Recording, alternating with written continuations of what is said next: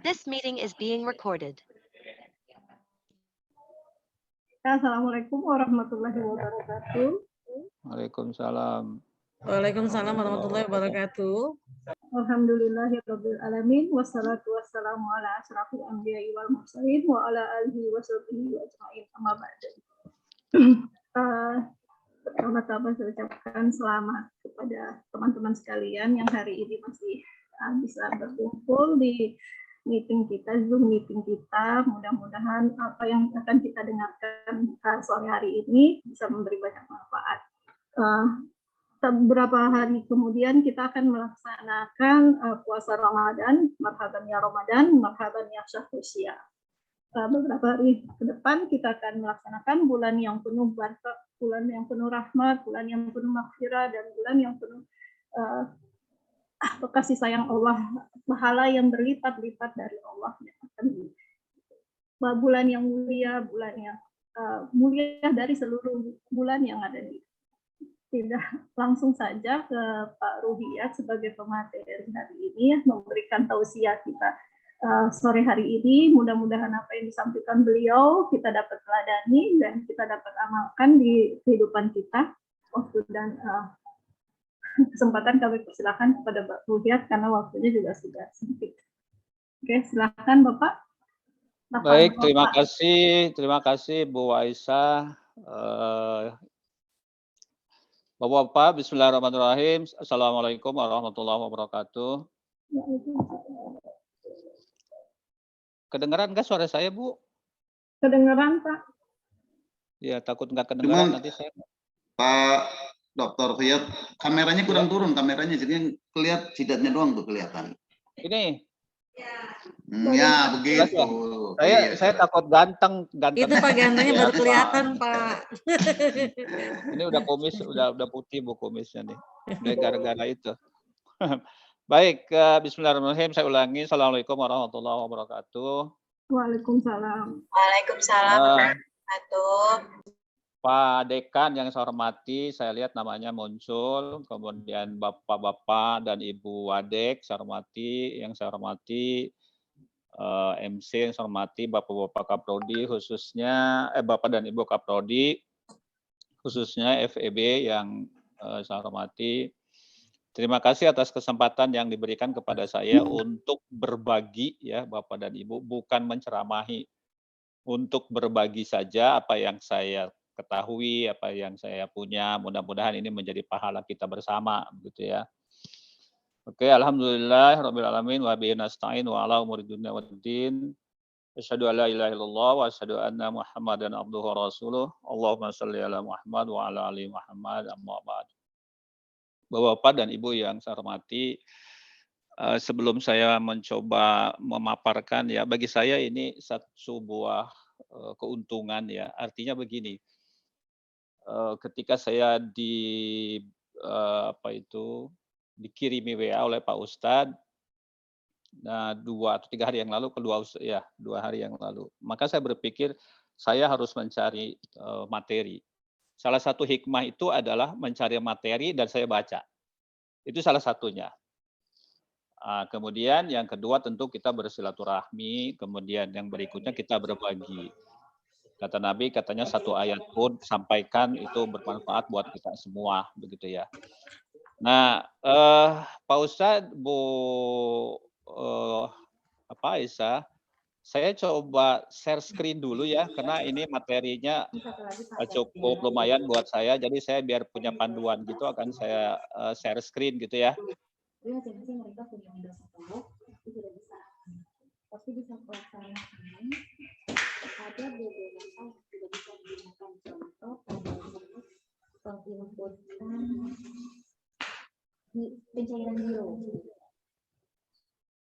Sudah kelihatan nggak Bu Aisyah? Belum, Pak.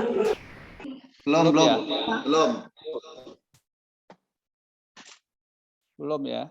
Coba saya share screen lagi ini. Bentar. Bentar dulu. Saya udah dikasih kok host enggak ya? Coba saya cek lagi. Sudah Pak, sepertinya. Untuk Sudah Pak muncul? Riyad Taufik sebagai co-host. Sudah, tapi belum muncul ya? Kenapa ya?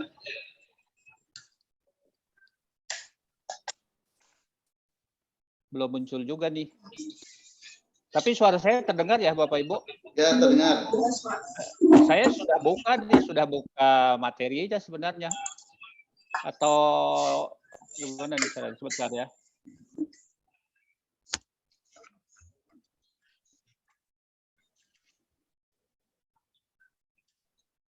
Kok nggak ada juga ya?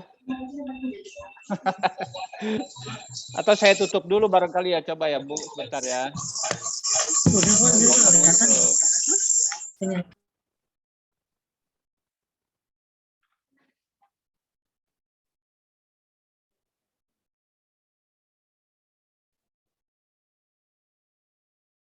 Bentar.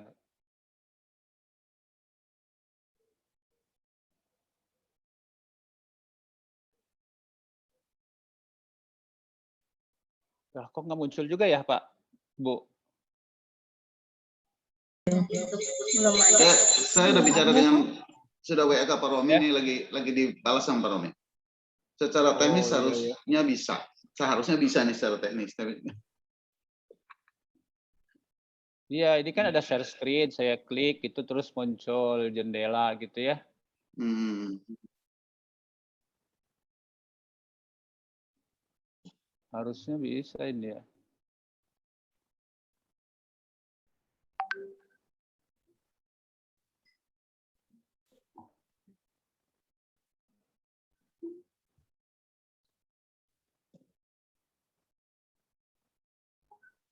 Belum ada juga, Bu? Ada juga ya. Aduh. Coba. Enggak nih, nggak kelihatan. Belum muncul juga ya.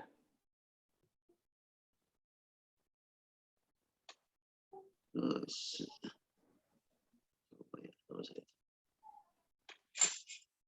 Atau saya share Aromi kali ya ininya ya. Iya, materinya iya. ya. Coba Pak. Ke siapa itu? Di sini ada nggak ada Pak Romi ya? Coba saya share ke Pak Romi. Mudah-mudahan sih bisa nih.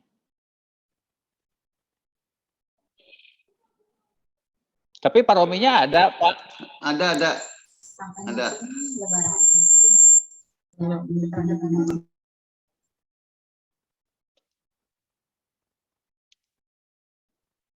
Kalau punya saya bisa nggak nih? Nggak bisa juga ya? Ya berarti nggak bisa.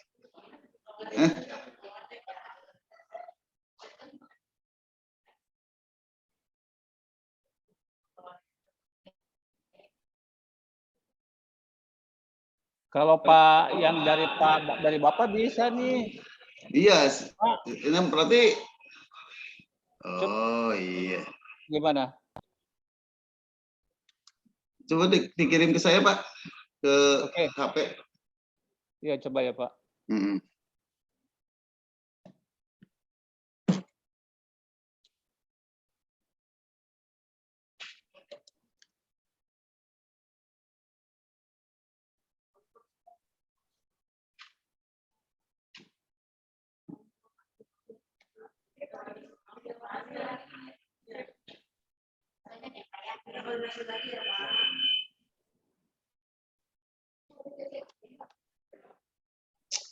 Lama juga.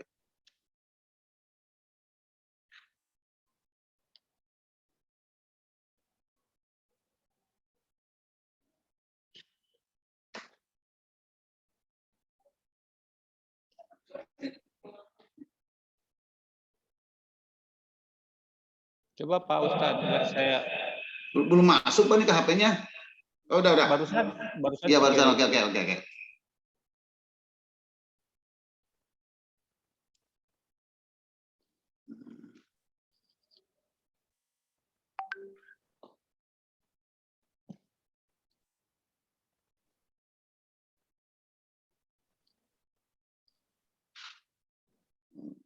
Guys.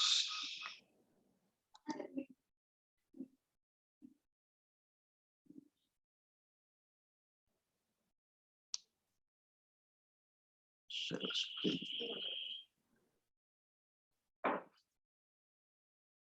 Udah aja? Keluar belum? Sudah ada. Sudah kelihatan Pak Ustadz.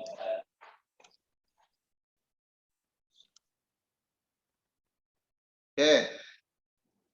Bisa itu kan Pak Ustadz di slideshow aja. Oh, Di saya kecil soalnya. oh dikembalikan. Iya, bukan slideshow gitu. Slideshow. Ini udah di Yang di atas. Oh, belum, yang di atas itu Pak ada Pak, ada Yang ada slideshow tanda-tanda. gitu. Di full view, Pak. Di atas ada tuh di menu ada slideshow gitu. Aduh, bro. Matanya nih. Sama. Kalau gitu sama sama saya. Iya. Mana nih? So. Form, insert, design, transition, animation, slideshow, Pak. Ini kelihatan yang kelihatan. Paling atas, Pak. Paling atas tuh ada Terus. ketiga dari kanan. Bu.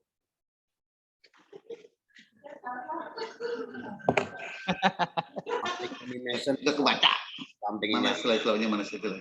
Yang di atas, Slideshow-nya. Pak. Kelihatan. Di situ kan ada prosentase itu loh, Pak. Paling bawah. Ini udah Insert, slideshow-nya, udah design, slideshow-nya Kanan udah Pak. bawah sudah bisa. transition, design, animation, slideshow, review, view, gitu, Pak. Tapi ini udah muncul, tinggal slideshow saja.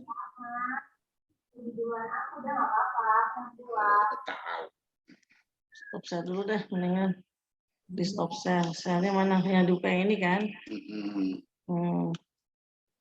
Sudah kan?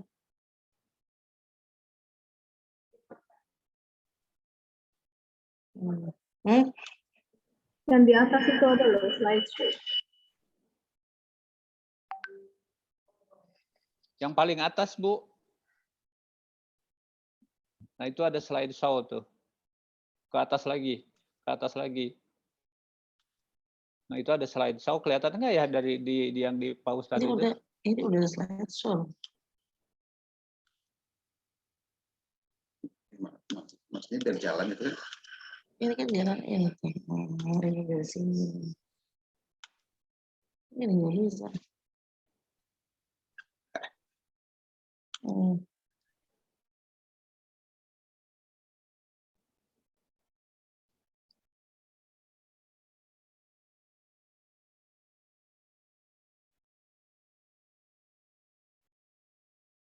Nah, itu sudah tuh. Ke atas, Bu. Nah, oke. Sudah. Terima kasih banyak Bu Nela, Pak Wadek, Pak Ustadz Mansuri. Saya coba memahami bersama-sama ya Bapak dan Ibu apa sih yang disebut tarhib itu ya. Saya tidak akan membahas asal katanya karena ada pengertian konotasi dalam bahasa Arabnya itu memang ada gitu ya. Tapi saya pikir bisa dilihat oleh Bapak dan Ibu kata dasarnya itu sebenarnya adalah rohiba, kemudian menjadi fiil, menjadi tarhiban. Dalam arti kata dasarnya adalah luas, lapang, lebar, gitu, lapang dada, gembira, dan sebagainya. Sehingga yang disebut tarhib itu dari sisi bahasanya ya luas, lapang, dan lebar gitu. Artinya secara garis besar bahwa memang kedatangan bulan Ramadan itu bagi orang-orang yang memang berniat ikhlas puasa itu adalah sebuah kegembiraan yang luar biasa. Ya, suatu kegembiraan yang tidak ada duanya selama 11 tahun itu. Meskipun ada bulan-bulan, ada Syaban, ada Rajab, tetapi tidak sehebat bulan Ramadan kalau kita pahami betul begitu ya. Nah, itu ketika saya memperoleh ini tarhib gitu ya. Sangat sesuai dengan apa yang sering kita lakukan sebenarnya. Tapi jarang di antara kita memahami barangkali ya, karena memang Ini habis minum apa saji.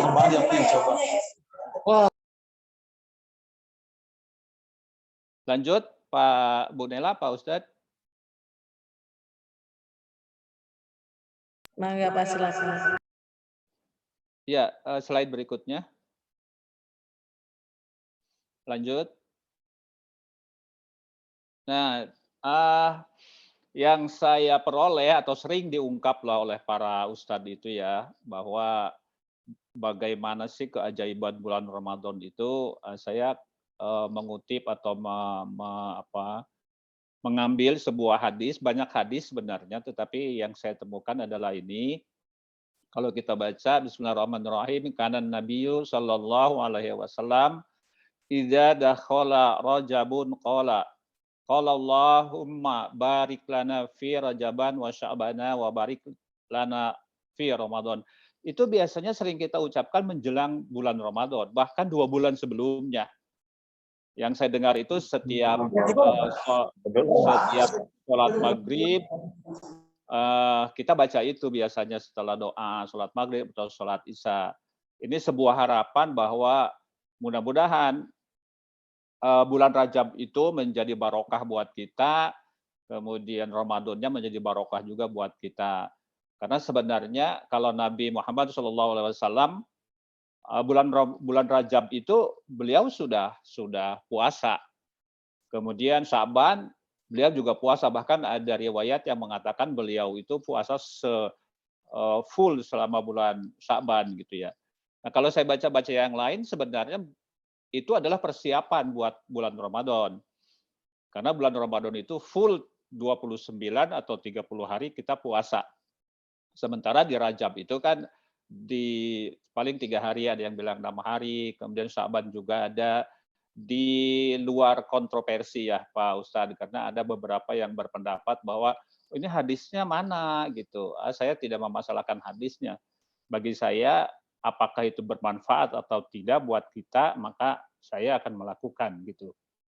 Karena ada yang bilang ini kok hadisnya katanya dhaif puasa di bulan Rajab itu atau puasa di bulan Sya'ban itu. Tapi memang ada hadisnya seperti yang kita lihat ini gitu ya. Hadis riwayat Ahmad nomor 2228 itu memang menurut saya ada panduannya begitu. Lanjut Pak. Nah, ini juga ada lagi hadis yang sungguh-sungguh memang diminta oleh kita, oleh Nabi Muhammad SAW bahwa betapa gitu ya, betapa ini memotivasi kita selama bulan Ramadan. Bagaimanapun, misalnya yang sudah memperoleh pahala wajib, yang wajib dilipat gandakan pahalanya, itu menurut saya motivasi yang Allah sediakan buat kita semua, yang tidak ada di bulan-bulan lain gitu. Oleh karena itu, kalau kita lihat hadis ini coba saya bacakan, diriwayatkan dari Abu Hurairah radhiyallahu anhu. Rasulullah Shallallahu alaihi wasallam bersabda, apabila 3 bulan Ramadan dibuka pintu-pintu surga, apabila tiba bulan Ramadan dibuka pintu-pintu surga dan ditutup pintu-pintu neraka serta setan-setan dibelenggu. Ini kan yang biasa kita dengar.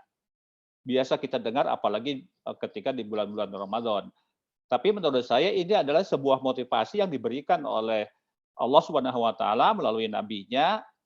Disinilah letak kita untuk berbuat sesuatu gitu. Yang apabila kita lakukan dengan ikhlas, maka ya insya Allah apapun yang kita lakukan di bulan Ramadan itu berpahala buat kita sendiri maupun juga buat keluarga dan kita semua. Lanjut, Bu.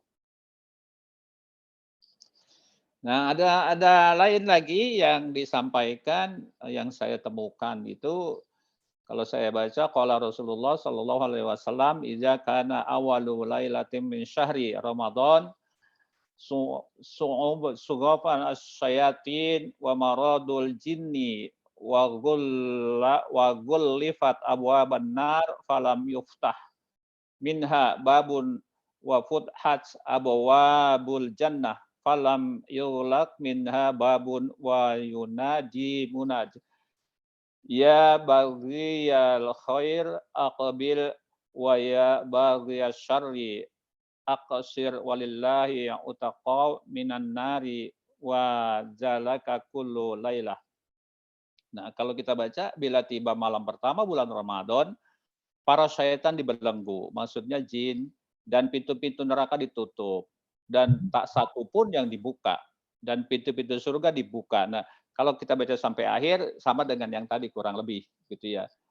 Nah, pertanyaannya memang suka muncul, setan dibelenggu, pintu neraka ditutup, dan lain-lain, kenapa masih ada juga orang yang tidak berpuasa, misalnya begitu. Itu pertanyaan-pertanyaan yang biasa muncul, yang jawabannya memerlukan pengetahuan tentu saja. Kalau saya mengatakan bahwa karena di bulan Ramadan kita, nafsu kita tuh masih tetap ada gitu, nafsu kita.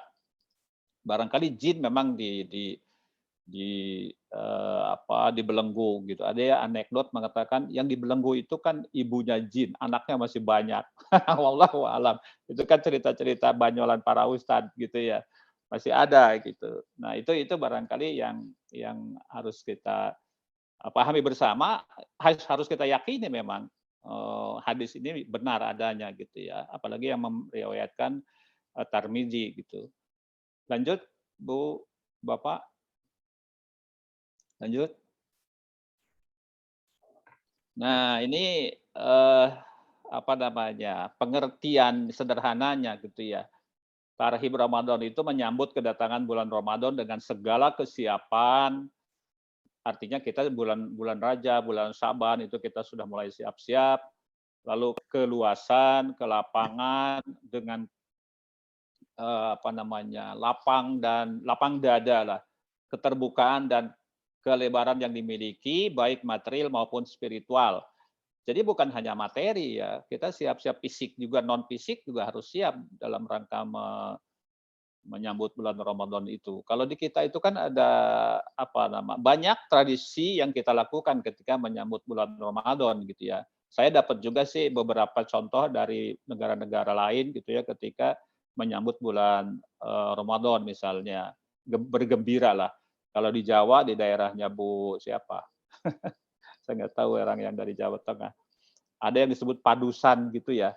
Kalau di tempat saya memang itu ada saudara-saudara saya kalau ketika bulan Ramadan tiba pada keramas gitu.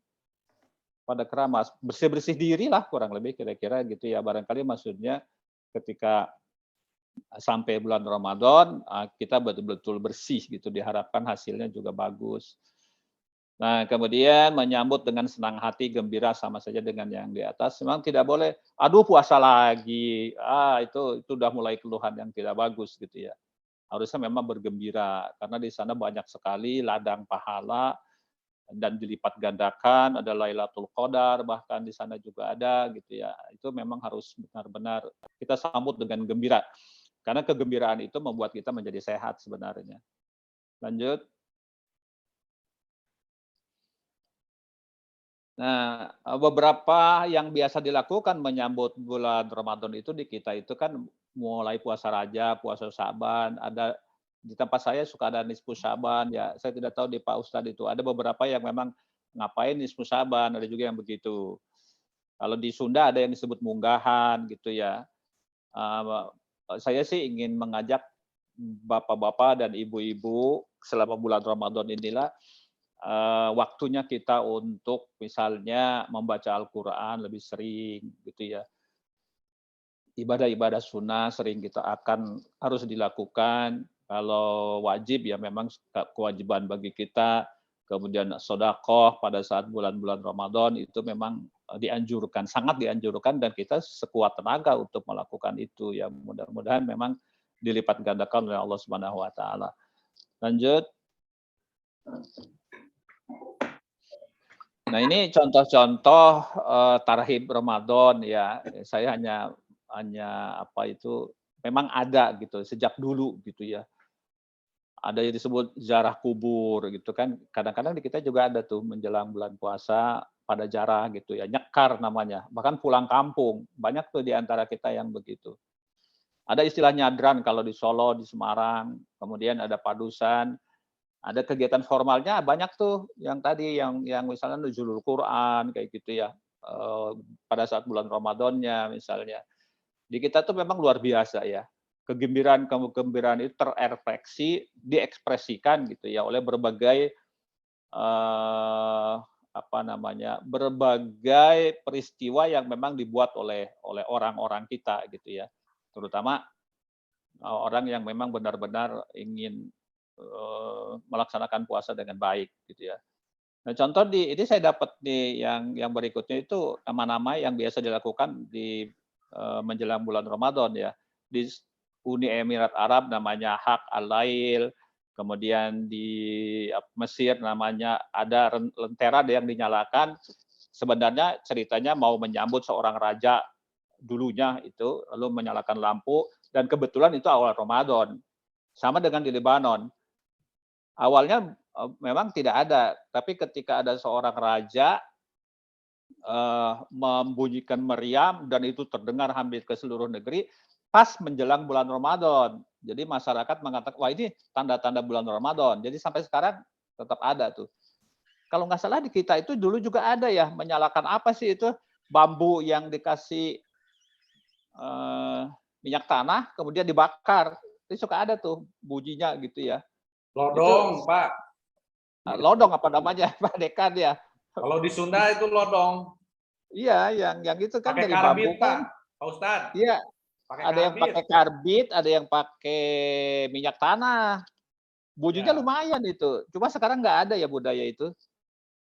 Udah mulai hilang gitu. Saya nggak tahu kalau misalnya daerah Pak Dekan itu di Garut mungkin banyak gitu ya. Di saya juga dulu ada sebenarnya. Oke, di India juga ada. Banyaklah negara-negara yang melakukan tarhib Ramadan. Nah, presentasi ini ya, mohon maaf, saya tidak mengatakan ceramah kepada Bapak dan Ibu ya, tapi saya pikir ini hanya berbagi. Nah, ini akan saya bagi ke dalam 3 tahap lah. Tadi tarhib, banyak yang kita lakukan menjelang Ramadan. Nah, sekarang ketika persiapan itu dilakukan oleh kita, katakanlah dari bulan Rajab, lalu lewat bulan Sya'ban, persiapan kita matang gitu. Nah, pada saatnya jangan sampai kita menjadi apa yang dikatakan Nabi. Ya, kita hanya puasa tidak dapat apa-apa. Itu yang harus kita cermati. Karena sebulan penuh itu kalau tidak dapat apa-apa, sangat rugi kita. Kata Nabi dikatakan kita orang rugi gitu ya. Nah, oleh karena itu ada beberapa yang harus kita lakukan. Kita harus memahami rukunnya, misalnya begitu ya. Kita harus memahami apa yang harus kita lakukan selama bulan Ramadan. Dan ini menurut saya sih kalau kita biasa menghadiri ceramah-ceramah di bulan Ramadan, itu pasti munculnya gitu ya. Pasti munculnya gitu. Karena ayat yang terkenal di bulan Ramadan itu yang sering muncul dibaca oleh para imam itu yang ayat 183 yang Al-Baqarah gitu ya. Ya ayyuhalladzina amanu kutiba alaikumusiyam kama kutiba alal ladzina min qablikum la'allakum tattaqun. Saya pernah membaca tafsir ayat ini. La'allakum itu artinya diharapkan. Diharapkan menjadi orang bertakwa. Jadi tidak otomatis ketika kita berpuasa menjadi orang yang takwa. Nah, tujuannya memang menjadi orang yang takwa, tapi puasanya puasa seperti apa gitu. Itu kira-kira. Kalau kita puasa cuma main-main, hanya sekadar memenuhi kewajiban, menggugurkan kewajiban, itu menurut saya kurang bagus. Oleh karena itu kita harus memahami rukun-rukun dari puasa, khususnya puasa bulan Ramadan. Nah, ini saya tampilkan yang rukun pertama adalah niat. Ini hadisnya dari surat Al-Bayyinah ya. Bismillahirrahmanirrahim. Wa ma umiru illa liya'budullaha mukhlishina lahuddin hunafa'a wa yuqimus salata wa yutuz zakata wa dzalika dinul qayyimah. Terjemahannya, padahal mereka tidak disuruh kecuali supaya beribadah kepada Allah. Jadi memang niat penting. Meskipun niat ini ada yang berbeda-beda ya. Kalau Imam Syafi'i niat itu tiap hari, misal begitu. Tapi mazhab yang lain ada yang sebulan niat. Nah, itu menurut saya tidak perlu jadi kontroversi. Di tempat saya itu, saya tidak tahu di tempat Pak Ustadz, di tempat Pak Dekan dan lain-lain. Setiap kita selesai sholat Isya, kemudian ada mau selesai, terus kita kan berdoa ya. Tiap malam tuh dilakukan, tiap malam. Tapi ada juga yang saya dengar berniatnya itu niat puasa Ramadannya 1 bulan sekaligus gitu. Dua-duanya karena punya dalil ya menurut saya tidak perlu diperdebatkan begitu ya. Nah, apalagi Rasulullah bersabda juga, barang siapa yang tidak berniat puasa sebelum terbit fajar, maka tidak ada puasa baginya. Nah, jadi kalau kita pahami, mari kita niat sebelum terbit. Ya kan? Artinya menjelang apa itu subuh ya, sebelum subuh harus kita niat. Supaya nanti karena ya itu tadi, niat ini menjadi dasar utama kita melakukan apa gitu ya. Karena tergantung kepada niat katanya gitu kan. Lanjut. Nah, yang kedua adalah menahan dari hal-hal yang membatalkan. Saya kira kita semua hafal lah.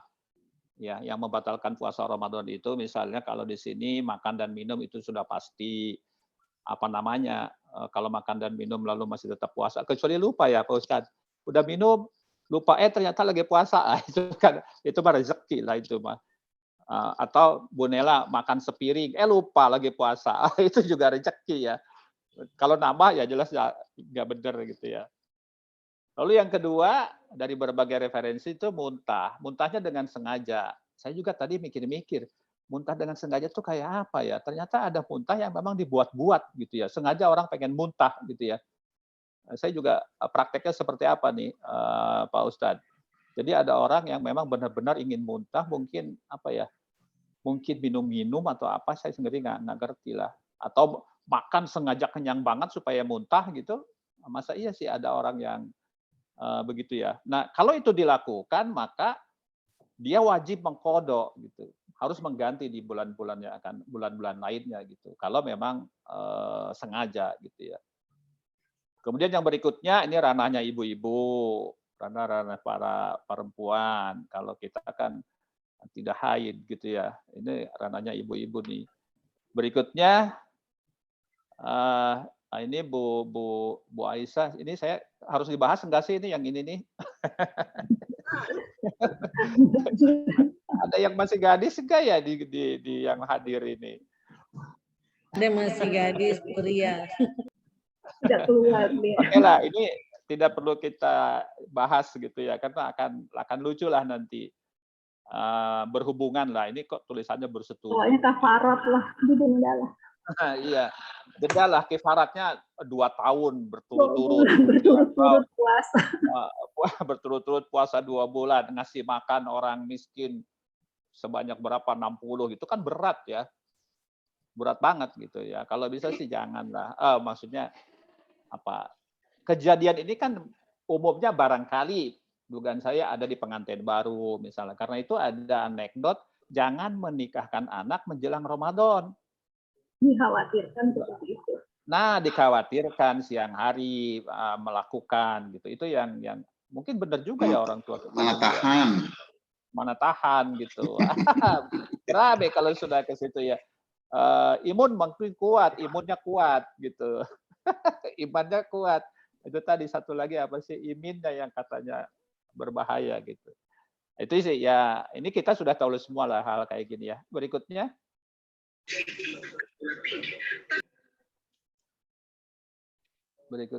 Nah ini itu tadi ya, saya pikir kita semua tahu.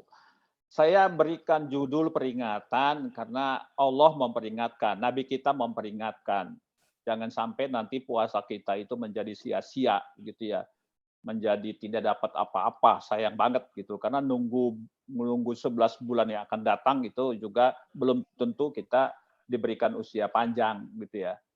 Nah, ada beberapa yang quote yang saya ambil, kalau saya baca ini hadis juga, betapa banyak orang yang berpuasa tapi tidak mendapat pahala apa-apa dari puasanya, kecuali hanya lapar.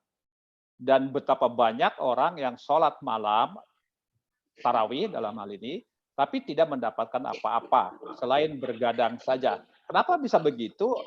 Slide berikutnya itu akan ada, saya tayangkan juga nanti, kenapa sih kita tidak dapat apa-apa gitu. Contoh lah, selama siangnya itu kita ngomongin orang misalnya begitu, berbohong. Itu kan kita harus hindari ya, marah misalnya gitu. Nah, itu beberapa yang memang seringkali kita tidak sadar melakukan itu ya. Kemudian yang berikut, baru saja Jibril berkata, ini sebenarnya dari riwayatnya ya. Jadi riwayatnya ketika Nabi Muhammad SAW akan khutbah, begitu dia khutbah di mimbar, beliau berkata, amin, amin, amin, 3 kali. Sahabat bertanya, kenapa amin, amin, amin 3 kali gitu. Nah ternyata ini diungkap di dalam hadisnya. Baru saja Jibril berkata padaku, Allah melaknat seorang hamba yang melewati Ramadan tanpa mendapatkan ampunan. Nah itu satunya. Lalu beliau mengaminkan. Nah ketika tidak mendapatkan ampunan ini kan sedih banget gitu ya. Kalau kata Pak Ustadz Masruri ada 3 bagian bulan Ramadan itu kan 10 hari pertama, 10 hari kedua, 10 hari ketiga. Nah itu betul-betul harus kita manfaatkan. Menjadi barokah, menjadi pengampun dosa, dan seterusnya, Lailatul Qadar. Jadi memang mau tidak mau, kita berusaha semaksimal mungkin gitu ya, untuk memanfaatkan bulan Ramadan. Itu antara lain adalah bagaimana kita meraih ampunan, begitu ya. Yang lain-lainnya saya pikir konteksnya dengan Ramadan agak kurang, jadi saya tidak beri tanda, begitu ya. Jibril berkata lagi, Allah melaknat seorang hamba yang mengetahui kedua orang tuanya masih hidup, tapi tidak berbakti kepada mereka. Nah itu bisa bisa dibaca oleh bapak-bapak ke bawahnya. Yang saya bahas adalah konteksnya dengan Ramadan. Berikut bapak-bapak. Nah berikutnya ini dia nih yang ada beberapa golongan yang saya temukan, ada 5 golongan orang yang ketika melaksanakan puasanya sia-sia gitu ya. Yang pertama, berpuasa tapi tidak sholat. Bayangkan Pak, berpuasa tapi tidak sholat. Padahal sholat itu adalah tiang agama, gitu ya. Ini memang ada hal yang mungkin bisa kontroversi, karena saya pernah mendengar juga kalau sholat dilakukan, ibadahnya ibadah sholat. Kalau puasa dilakukan, puasanya ibadahnya ibadah puasa. Jadi 2 hal yang berbeda. Tapi ini saya kutip langsung. Jadi kalau puasa tidak sholat, itu kita akan sia-sia gitu ya. Nah, mungkin bisa kita bahas ini yang masih menjadi debatable gitu, karena ada ulama yang mengatakan yang saya bilang tadi, ya sholat ya sholat, puasa ya puasa. Jadi kalau tidak sholat, dosanya di sholat, puasanya tetap misalnya begitu. Itu pendapat ya. Yang kedua, berpuasa tapi tidak ikhlas. Itu tadi, kalau menurut saya sih, innamal a'malu binniyat gitu ya. Jadi semua yang kita lakukan harus berdasarkan niat. Tentu saja niatnya niat ikhlas gitu ya, lillahi ta'ala. Tidak karena hal-hal lain di luar niat kepada Allah Subhanahu wa taala gitu ya. Karena itu akan menjadi hal yang tidak bagus juga ya. Nah, sadar atau tidak, kita kan memang suka melakukan itu ya. Sadar atau tidak gitu. Ini kok puasanya berat banget. Nah, itu sudah mulai itu. Ketika puasa itu kan sering kali panas ya, Bapak dan Ibu, panas gitu. Aduh, panas amat sih ini, lagi puasa begini. Nah, itu sudah menandakan indikasi tidak ikhlas. Jadi mestinya ya kita jalani saja. Kita jalani, banyak baca Al-Qur'an, banyak melaksanakan sholat sunnah misalnya begitu. Nah itu kalau saya mau ngomong begini nih sebenarnya buat diri saya sendiri Pak Ustadz, buat diri saya sendiri dan juga buat ibu-ibu dan bapak-bapak yang barangkali mohon maaf kalau saya sih memang masih cetek lah gitu ya, ibadah juga kadang-kadang jamaah aja kadang-kadang saya malas turun tuh. Itu satu tanda tuh kayak belum apa-apa gitu. Beda dengan Pak Ustadz Masruri. Begitu belum lohor udah ada di masjid. Nah, itu yang hal kayak gitu yang kita mau gitu ya. Padahal untuk laki-laki jamaah itu wajib ya Pak Ustadz ya. Ya. Sementara kita seringkali ini kok masih pada di sini, kadang-kadang kita masih rapat gitu ya. Itu jadi hal yang bagi kita, barangkali bagi saya menjadi hal yang perlu kita perbaiki sama-sama. Yang ketiga, puasa tapi tidak berilmu. Nah, ini serem nih. Serem ya. Seorang fakih atau ahli ilmu agama lebih ditakuti setan daripada 1000 ahli ibadah tanpa ilmu. Benar sih ini, saya pernah dengar banget ini yang gini.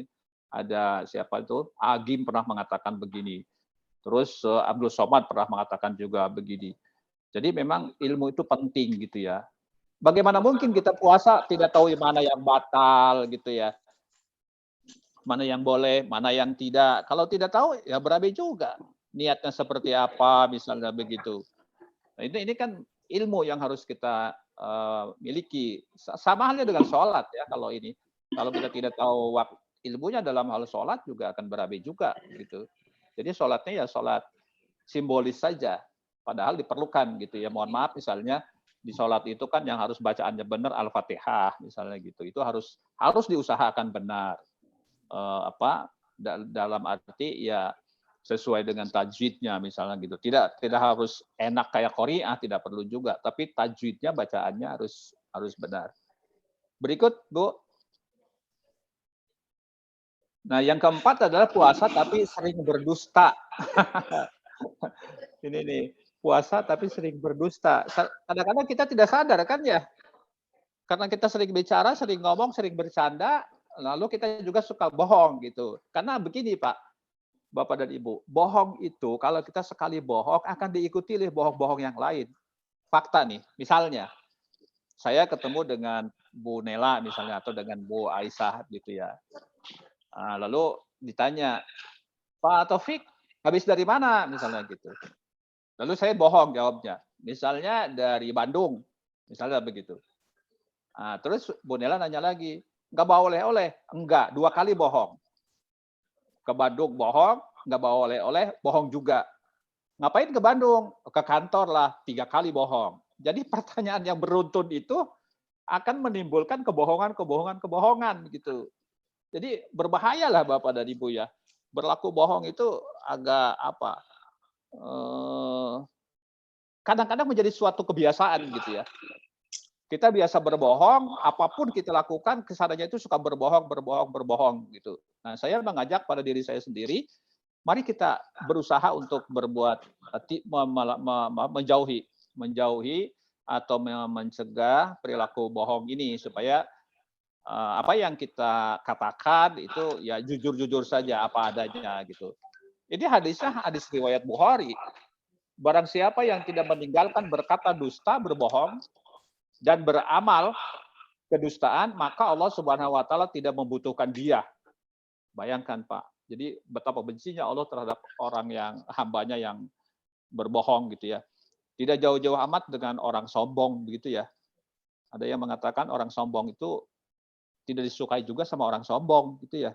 Orang sombong tidak suka juga sama orang sombong. Jadi nggak ada tempatnya. Ada sombong itu yang saya ketahui mencegah seseorang masuk surga ya Pak Ustadz. Ada hadis ya kalau tidak salah bunyinya itu. Hadis ada, ayat Al-Quran ada, Luqman ayat 14. Ya betul. Yang saya itu hadisnya itu la yadkhulul jannah min qala fi qablihi misqala dzarratin min kibar. Jadi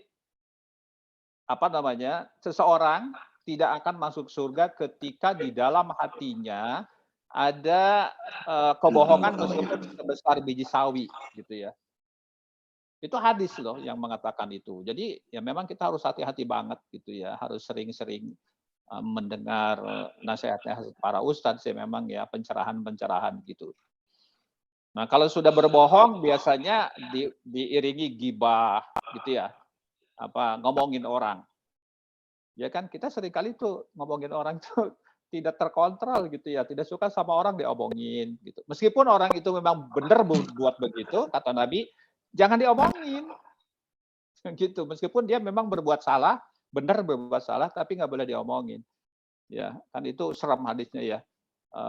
Orang yang menggibah, ngomongin orang itu seperti memakan daging saudaranya sendiri gitu ya, Pak Ustadz ya.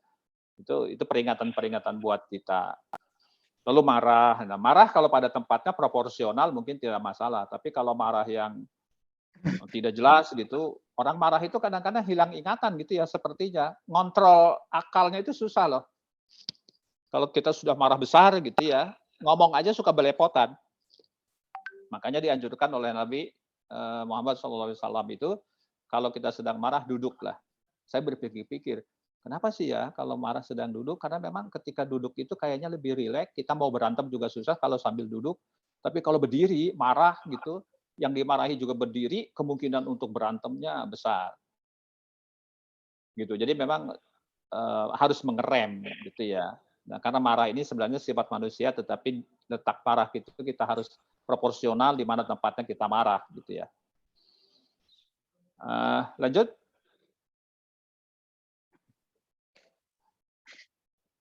Kemudian yang kelima, puasa tapi bermalas-malasan. Nah, ini jelas saya kira ya, kita di bulan puasa itu harusnya memang rajin-rajin, lebih rajin melaksanakan ibadah, lebih cari sodako, lebih rajin membaca Al-Quran, tadarus, dan lain-lain gitu ya. Karena ya itu tadi ya, bulan Ramadan ini luar biasa gitu. Belum tentu loh bulan yang akan datang, tahun depan kita sampai ke usia kita ke sana. Jadi kita berharap bulan Ramadan yang akan datang ini tanggal 2 April ya Pak Ustadz ya, kalau tidak salah. Ya, Diprediksi insya Allah, tanggal 2 insya April. Allah. Ya, insya Allah tanggal 2 April kita akan melaksanakan Ramadan bersama-sama. Mudah-mudahan Ramadan ini menjadi Ramadan terbaik buat kita gitu ya. Sehingga kita memang benar-benar gitu. Artinya kita harus patut bersyukur ya. Allahumma barik lana fi Rajaban wa Sya'bana wa balighna Ramadan. Kalau kita sampai, Allah mendoakan kita, mengabulkan doa kita semua itu. Dan kita harus bersyukur gitu ya. Kasihan juga orang-orang teman-teman kita yang sedang sakit di rumah sakit, tidak ada kesempatan untuk berpuasa misalnya begitu ya. Tidak kesempatan untuk bulan Ramadan, meskipun ada kesempatan mereka untuk mengganti misalnya gitu.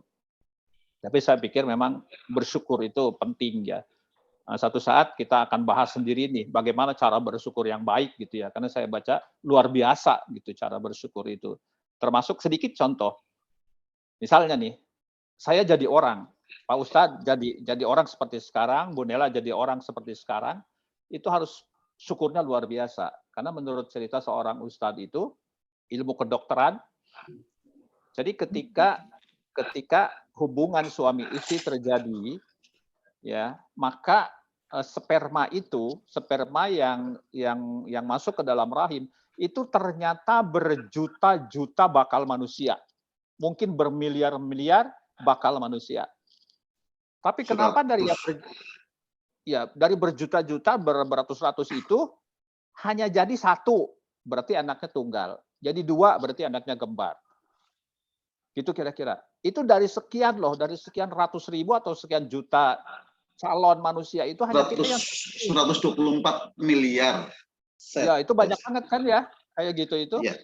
Tapi yang dipilih oleh Allah itu, oleh malaikat cuma satu, dan kita kebetulan. Terus bagaimana kita tidak bersyukur gitu ya, harusnya kita berpikir ke sana. Betapa gitu Allah sudah memilih kita. Kira-kira begitu kalau pemikiran sederhana saya. Yang lainnya itu kan berarti entah jadi apa, kita tidak tahu. Tidak jadi orang lah berarti gitu kan. Nah, gitu. Kira-kira begitu. Banyaklah cara kita bersyukur gitu ya. Lanjut. Nah, ini juga hal yang biasa kita peroleh di para penceramah, para ustadz, ketika misalnya kultum, kuliah 7 menit, atau di acara-acara ceramah subuh, misalnya ketika bulan Ramadan, ini seringkali diungkap bahwa ada beberapa tingkatan orang yang berpuasa, ada yang biasa, saumul menahan makan dan minum saja, kemudian menjaga syahwat. Itu sudah biasa, karena memang hadisnya juga begitu. Tapi kalau cuma itu yang kita lakukan, artinya kita tidak dapat apa-apa lagi, gitu. Tidak dapat tambahan-tambahannya. Oleh karena itu, mari kita berusaha untuk menjadi orang yang memiliki gelar saumul khusus. Kalau ini bisa kita lakukan, lebih bagus. Selain menahan makan dan minum, menahan syahwat, juga menahan pendengaran kita untuk tidak mendengarkan omongan-omongan kurang bagus. Mengurangi pandangan-pandangan yang tidak bagus, kecuali kebetulan. Kalau kata Pak Ustadz itu rezeki, tapi jangan sampai 2 kali dilihat, misalnya begitu. Lalu ya langkahkan kaki, gerakan tangan untuk hal-hal yang mengarah kepada peribadatan gitu ya, hal-hal yang baik lah kira-kira begitu. Jadi ini semacam menurut saya kita saling mengingatkan saja.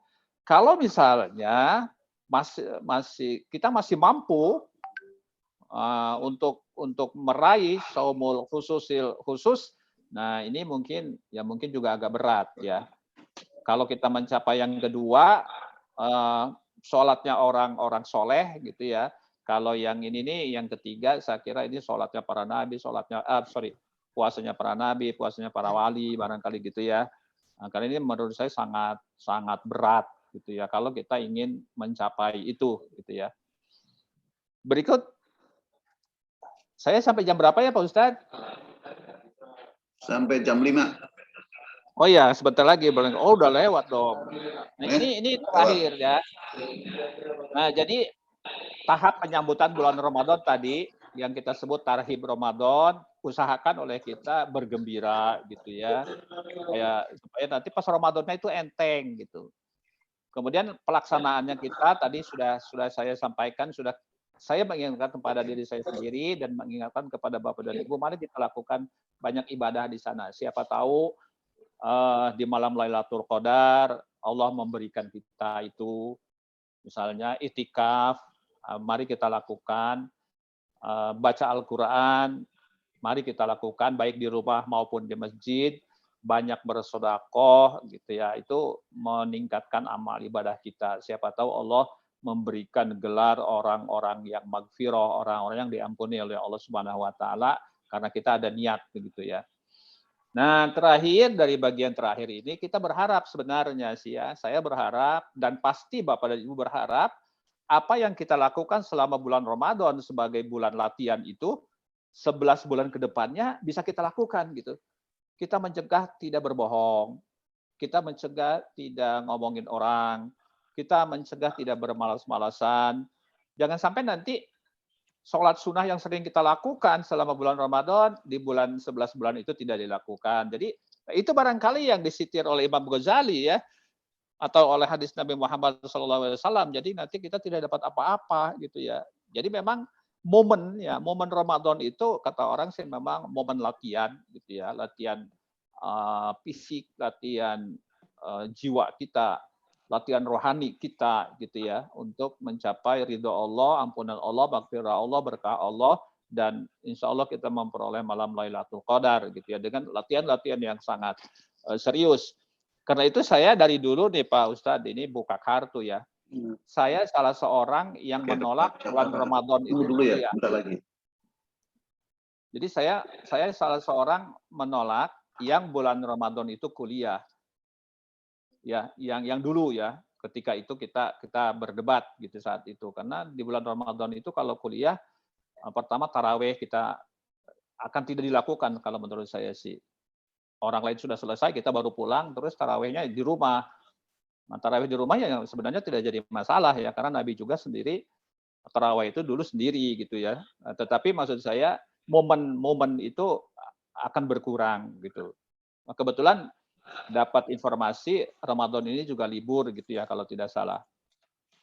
Nah, kesimpulan yang bisa saya peroleh adalah kira-kira ini, mari kita pertahankan.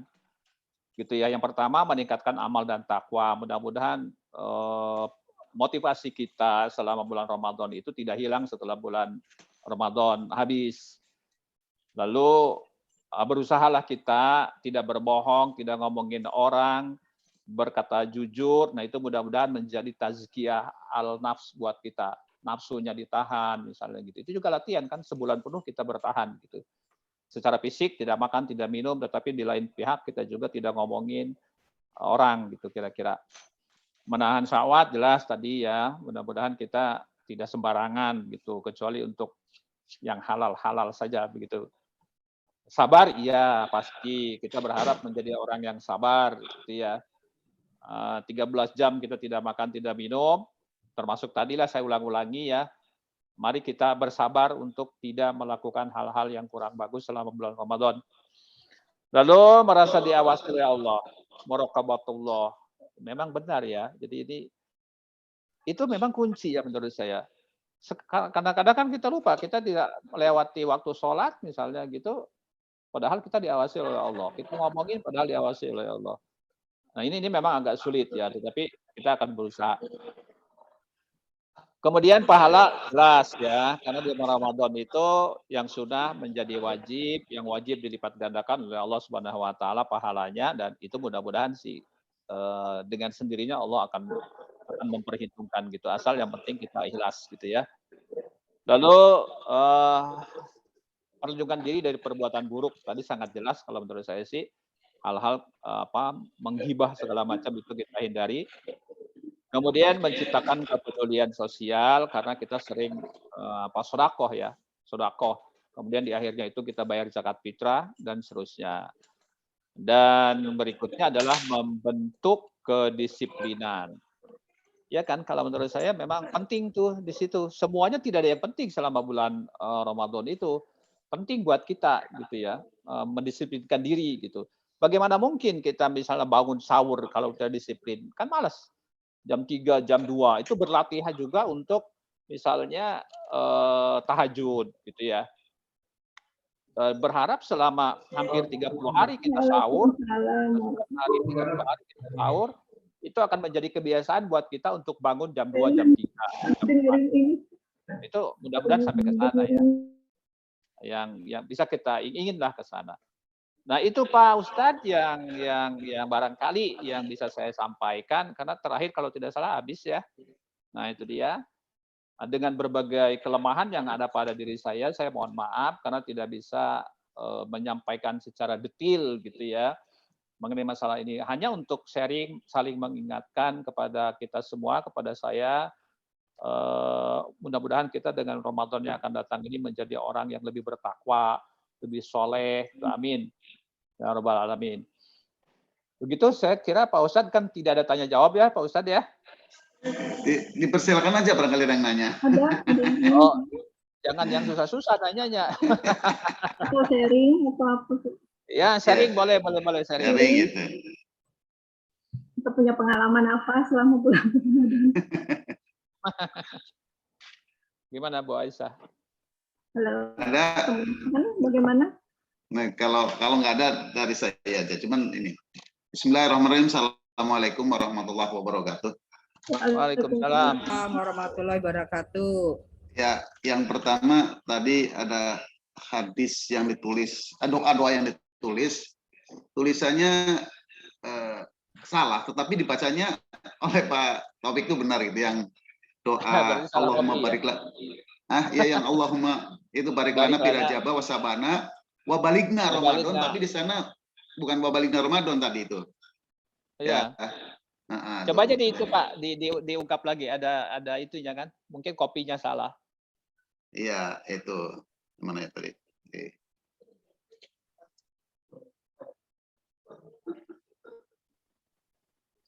Yang mana tadi ya?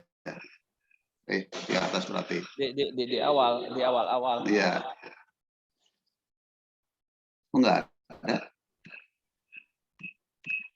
Lanjut Pak, lanjut. Nah ini. Ya, wabarik lana fi Ramadan. Wabarikna ya. Wabalikna Ramadan ya, takut dibaca orang itu. Ya itu. Iya, ini kopian. Ya memang gini, kalau kita ngopi dari Simbah ya, Simbah Google, apakah itu ayat Al-Qur'an ataukah hadis, harus di-compare dengan yang ada di buku supaya tidak salah gitu. Ini nih. Ya, betul. Terima kasih. Terus mungkin di sharing juga yang disampaikan yang dari Abu Hurairah menceritakan bahwa ketika Rasulullah naik mimbar itu doa mengaminkan tangga pertama amin, tangga kedua amin, tangga ketiga amin gitu. Ya, betul. Begitu sudah selesai, para sahabat bertanya, wahai Rasulullah, kenapa tadi pada setiap tangga 1, 2, 3 kok mengucapkan amin? Ada doa apa gitu? Akhirnya Rasulullah bercerita tadi malaikat Jibril berdoa, ya Allah, apabila ada seorang hamba dari awal Ramadan sampai akhir Ramadan belum minta maaf sama saudara sama muslim, jangan diterima puasa seorang hamba. Apabila dari awal Ramadan sampai akhir Ramadan belum meminta maaf. Itu yang pertama. Terus tanggal kedua, jangan terima seorang hamba puasanya dari awal Ramadan sampai akhir Ramadan apabila belum minta maaf antara suami istri. Gitu. Jadi nanti kalau mau puasa suami istri harus saling minta maaf. Baru yang ketiga, tangga ketiga, Jibril berdoa, ya Allah jangan terima puasa seorang hamba apabila dia belum minta maaf kepada kedua orang tuanya. Nah, oleh karenanya yang masih punya orang tua sebelum puasa, kalau perlu cuci kakinya, airnya diminum. Dan untuk mandi sekalian. Itu sebuah keberkahan sebetulnya gitu. Jadi itu yang tadi kan jelasnya belum secara detail oleh Pak Rohiak, itu baru satu. Nah ini hal setiap awal bulan puasa sering disampaikan. Nah yang ketiganya itu tadi lanjutan juga dalam yang disampaikan oleh Imam Ghazali di dalam kitab Al-Ihya juga ada. Ya, Ihya Ulumuddin ya.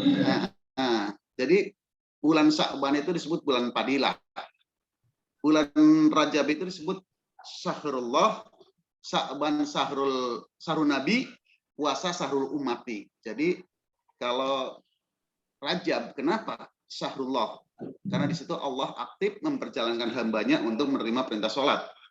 Nah, Sya'ban kenapa? Bulan Syahrul Nabi, karena di bulan Sya'ban banyak peristiwa-peristiwa Nabi. Di antaranya sebetulnya Nabi itu hijrah kapan? Bulan apa? Bulan Sya'ban sebetulnya. Karena waktu itu sejaman Nabi belum ada kalender Hijriah. Jadi dibuatnya setelah Khalifah Umar kalender itu. Nah, terus siapa tuh Nabi yang keluar dari mulut ikan? Nabi Yunus di bulan Sya'ban juga. Banyak peristiwa. Iya, enggak Nabi Yunus. Nabi Yunus itu ini yang kapal. Kalau Nabi Yunus keluar dari ikan. Ya, Nabi Yunus. Nah, itu ya. Jadi kejadian di bulan Sya'ban. Nah, yang bulan puasa itu Syahrul Ummati adalah bulannya umat Nabi Muhammad. Jadi bulan pengampunan untuk mohon doa, mengampun supaya dosanya diampuni oleh Allah di bulan puasa. Makanya boleh dikatakan di sana gunung, di sini gunung, tengah-tengahnya pohon kelapa. Kalau sudah dosa menggunung, puasalah obatnya. Kira-kira begitu. Ya, itu tambahan saja dari saya. Terima kasih. Assalamualaikum warahmatullahi wabarakatuh. Sangat bermanfaat itu Pak Ustadz, melengkapi apa yang saya sampaikan ya. Oke. Ada lagi ya? Ada lagi masukan, sharing.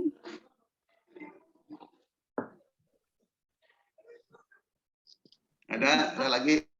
Saya mau nanya aja nih, kalau bahasa Indianya puasa itu apa? Ada yang tahu nggak? Kalau yang tahu, besok saya kasih hadiah sama saya. Datang, pokoknya kasih hadiah, datang ke ruangan saya kalau bisa jawab. Itu Bu Aisyah. Bahasa Indianya puasa. Ayo. Bu Aisyah datang ke ruangan Pak Ustadz Masruri. Iya, kasih hadiah kalau bisa. Ya. Kalian tahu?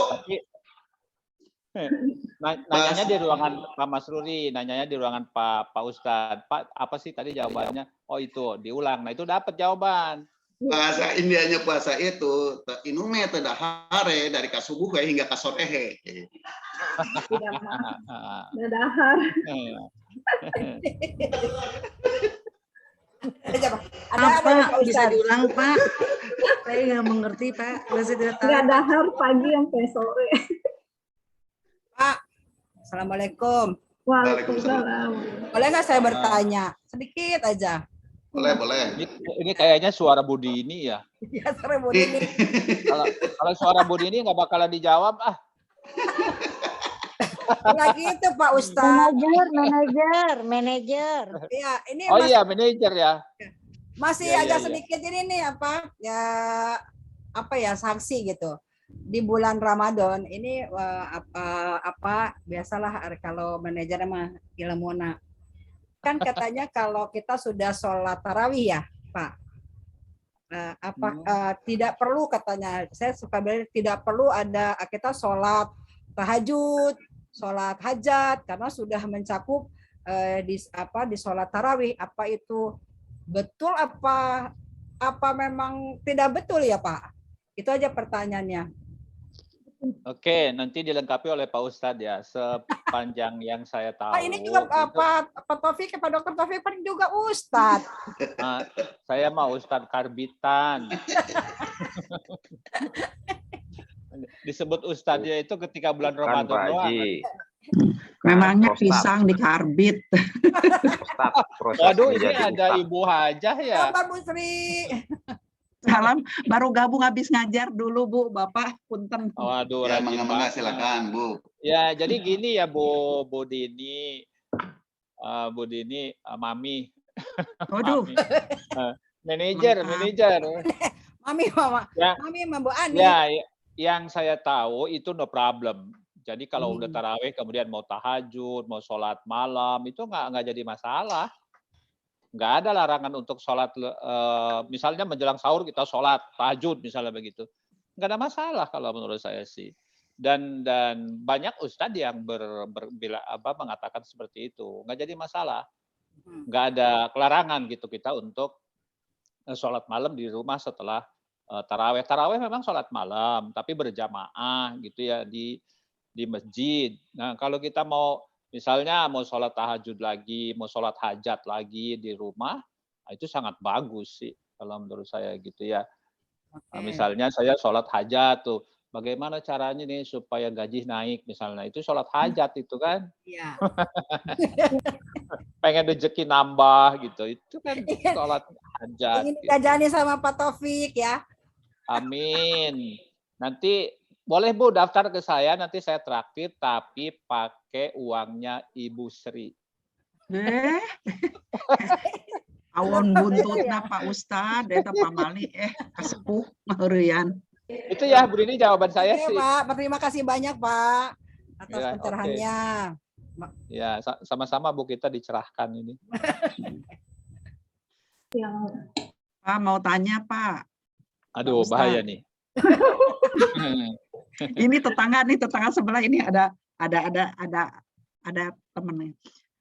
Pak kalau kita punten ya Pak ya, mungkin lah yang ini tanya tapi nggak apa-apa untuk meyakinkan nih teman-teman ada yang sebelah saya nih.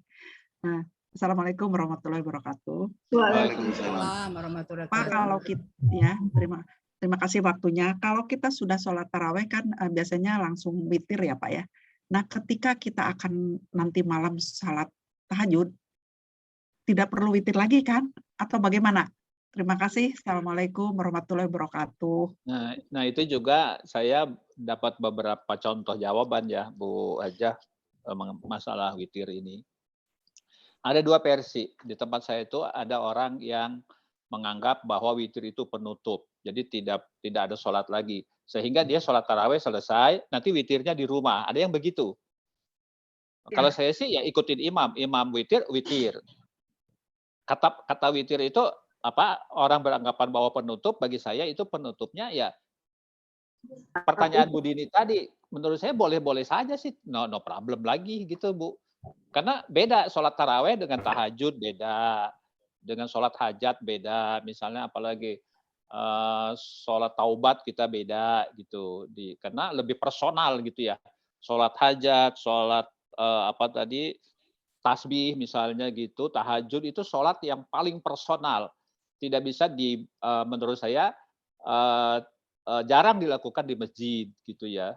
Kalau taraweh kan memang umum yang kita lakukan gitu. Jadi kalau menurut saya Bu Hajah, pendapat saya sih no problem lah gitu ya.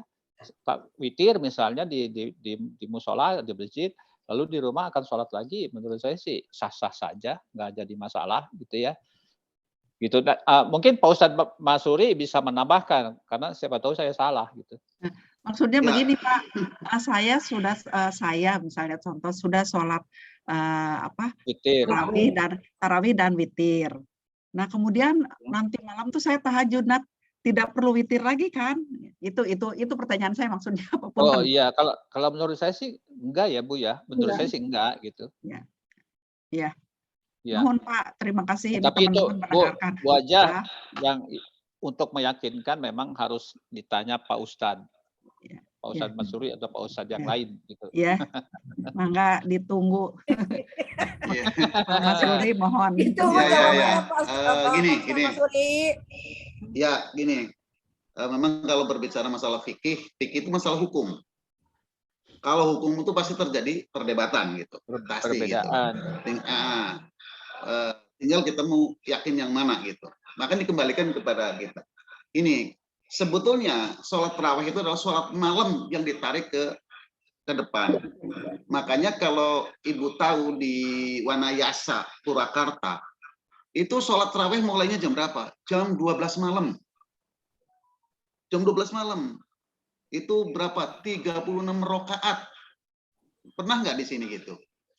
Nah, itu. Jadi kenapa? Karena sebetulnya sholat tarawih itu adalah sholat malam yang ditarik ke atas untuk orang yang ya seperti saya lah, imannya belum kuat banget kalau tidur, apalagi siangnya masih cinta dunia gitu siangnya. Nah sebetulnya kalau berbicara fikih itu, kalau mau sholat tarawih, sholat itu memang penutup. Jadi kalau mau lanjutin sholat lagi, sholat malam mau tambahin lagi, ya setelah tarawih jangan witir dulu, gitu loh. Witir dulu, jangan witir dulu. Nah nanti malamnya ditambahin mau berapa lagi gitu. Yang malam misalkan saya di masjid misalnya cuma 8, tambahin lagi 26. Berapa supaya menjadi 36? Berarti tambah 28. Witirnya mau berapa? Mau 3 boleh, 5 boleh, 11 boleh. Sampai 21 boleh gitu loh. Kalau mau nambahin gitu. Waduh, kalau begitu saya mau pilih yang mana ya? Ya, itu kan berbicara masalah hukum. Jadi mau ngikutin tadi disampaikan oleh Pak Topik silahkan. Ya, kalau ngikutin saya juga silahkan. Jadi witir itulah penutup, sholat malam gitu. Gitu. Jadi tidak ada yang salah. Jadi semuanya benar timbal keyakinan yang mana. Kan hukum apa saja itu terjadi perdebatan gitu. Ya. Terjadi perdebatan gitu. Jadi ada versinya. Ada yang melihat kata Rasulullah sholatnya waktu tarawih itu kan malam banget, malam gitu. Itu. Makanya yang diikuti itu di Wanayasa. Kira-kira begitu Bu. Tadi yang bertanya itu mau sholat tarawih tutup witir, setelah malam lagi sholat ya silahkan, nggak usah pakai witir juga gitu. Tapi mau lebih afdol pakai witir juga silahkan. Itu Baik, karena witir Pak. itu adalah penutup. Ya, baik Pak Mansuri, Pak Ruhyat, terima kasih. Jadi ini tetangga-tetangga saya ini pada mendengarin kalau ada acara ini. Karena katanya begini Pak, kalau tidak witir, baik habis sisa misalnya atau habis tarawih, kita nggak witir, taunya nanti kebablasan, nggak keburu kesiangan misalnya, nggak witirnya jadi nggak keburu, jadi mendingan sekarang. Cuma nanti kalau masih bisa tahlil, itu yang meragukan mereka begitu, termasuk saya juga. Jadi ya, terima kasih Pak ya, mohon maaf Pak ya. Baik, terima kasih. Assalamualaikum warahmatullahi wabarakatuh. Waalaikumsalam. Ada lagi yang ditanyakan? Cukup kali ya. Cukup ya. Ya, banyak yang pada bimbingan ini. Iya benar. Pak Ustadznya bingung. Banyak bimbingan ini udah pada nungguin. Pak Ustadz RT mah lain bimbingannya. Ya tuh khusus di ruangan sendiri. Sudah ya Pak. Mumpung belum sasi siang. Ya, saya kira kalau tidak ada lagi Bu Aisyah, silakan tutup saja. Tutup. Oke, terima kasih atas paparan dari Pak Mansuri dan Pak Ruhyat. Mudah-mudahan apa yang kita kita dengarkan sore hari ini memberi banyak manfaat, menambah ada tambahan bahwa yang saya ambil kesimpulan bahwa kita harus menyambut Ramadan itu dengan hati yang penuh ikhlas, penuh tulus, ikhlas dan lain sebagainya. Bahwa Ramadan ini bulan yang sangat istimewa, bulan yang mulia, di mana bulan ini adalah banyak amal soleh yang dilipat gandakan oleh Allah Subhanahu Wa Taala. Bahwa puasa itu untuk kata Allah Subhanahu Wa Taala. Kita boleh pura-pura puasa seolah-olah puasa, padahal sempat makan atau sempat minum, kan itu ini dari kita sendiri ya. Kita ya tanggung sendiri akibat kalau pura-pura seperti pura-pura lemas atau apa ya. puasa ini melatih kita untuk sabar, ikhlas, disiplin, dan sebagainya. Banyak hal yang kita pelajari dari puasa itu sendiri. Mudah-mudahan puasa kita insya Allah diterima oleh Allah Subhanahu Wa Taala, menjadi pahala. Amin. Kadang pahala bagi kita semua untuk kelak di kemudian hari. Terus mohon maaf lahir batin sebelum kita menyambut bulan Ramadan, seperti kata Pak Masruli tadi, tidak puasa dianggap kurang afdol atau kurang berpahala bila di antara kita sendiri belum saling memaafkan, antara teman, kalau dalam hal ini sesama teman kita ya, sesama kita semua saling memaafkan, mohon maaf lahir batin. Wabillahi taufiq wal hidayah. Bentar ya Pak. Subhanallahumma wa bihamdi asyhadu an la ilaha illa anta astaghfiruka wa atubu ilaik. Alhamdulillah, mudah-mudahan kedepannya kita bisa semua sehat di bulan Ramadan. Amin. Amin ya rabbal Diberi alamin. sehat, diberi keluasan rezeki untuk bersedekah, ya, berinfak, sedekah, agar banyak amal lah di bulan puasa. Wabillahi taufiq wal hidayah, lebih dan kurangnya mohon maaf. Assalamualaikum warahmatullahi wabarakatuh. Waalaikumsalam warahmatullahi wabarakatuh. Semuanya terima kasih. Terima kasih. Ada iklan kawanek. Dr. Taufik Terima Ruhiyat. kasih. Terima kasih semuanya. Terima kasih semuanya. Selamat berpuasa juga. Assalamualaikum. Ya. Assalamualaikum. Bu Nela, Bu Ya, Sri. sehat selalu ya Ya, izin semuanya. live Pak ya. Taufik, Mbak Isa. Ayo izin live. Ya, assalamualaikum warahmatullahi Ya, Bu Budi. wabarakatuh. Waalaikumsalam. Dah Bu Nela, dah Bapak.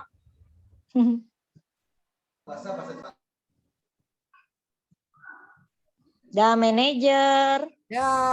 Ada Bu Budi, Bu Nuni. Assalamualaikum. Waalaikumsalam. Sama-sama semuanya. Mohon maaf lahir batin ya. Lahir batin. Sama-sama lahir batin. Mohon maaf. Sampai ketemu di optimis berikutnya. Bulan puasa ya optimis berikutnya.